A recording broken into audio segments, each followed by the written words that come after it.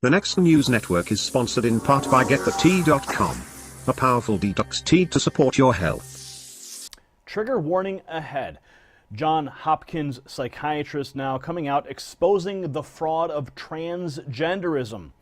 Yes, Michael W. Chapman for CNS News reports some news that will certainly trigger transsexuals across America to cry out in agony. Dr. Paul R. McHugh, the Distinguished Service Professor, there he is right there, on the left, of course. He's a Distinguished Service Professor of Psychiatry at Johns Hopkins University, and he's also the former Psychiatrist-in-Chief for Johns Hopkins Hospital, who has studied transgendered people for 40 years, said it is a scientific fact that transgendered men do not become women, nor do transgendered women become men.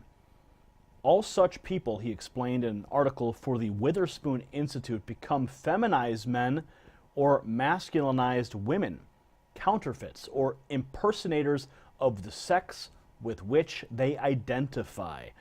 Dr. McHugh, who is the psychiatrist-in-chief at Johns Hopkins Hospital for 26 years in the medical institute that had initially pioneered sex change surgery and then later ceased the practice, stressed that the cultural meme, or the idea that one's sex is fluid and a matter of choice, is extremely damaging, especially to young people.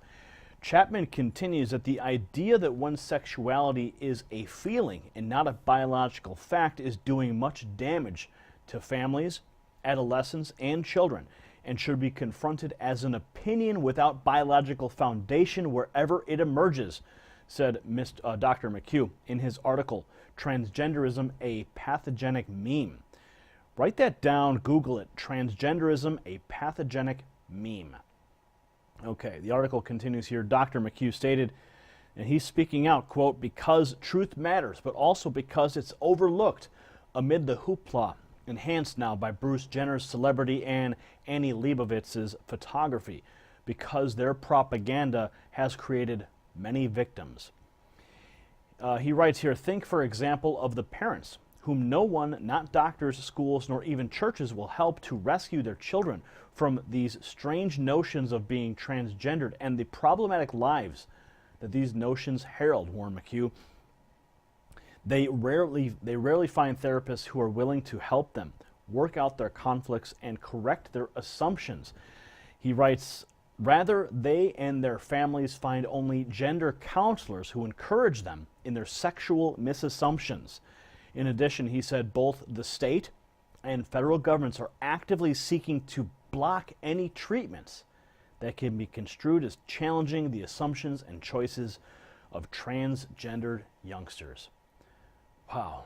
Finally, a well-respected doctor who studied transgenders is coming out and putting this nasty scourge upon America to rest and calling it what it is.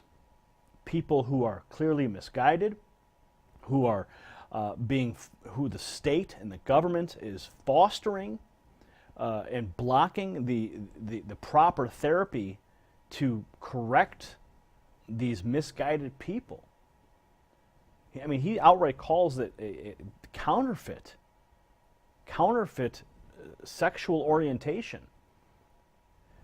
Wow, this is good news. Anyway, those are my thoughts, and I'm sure that there's transgender people watching this right now freaking out. But what are your thoughts? Weigh in the comment section below. Subscribe for updates, and if you like what we're doing, give us a thumbs up and share this report. For the Next News Network, I'm Gary Franchi.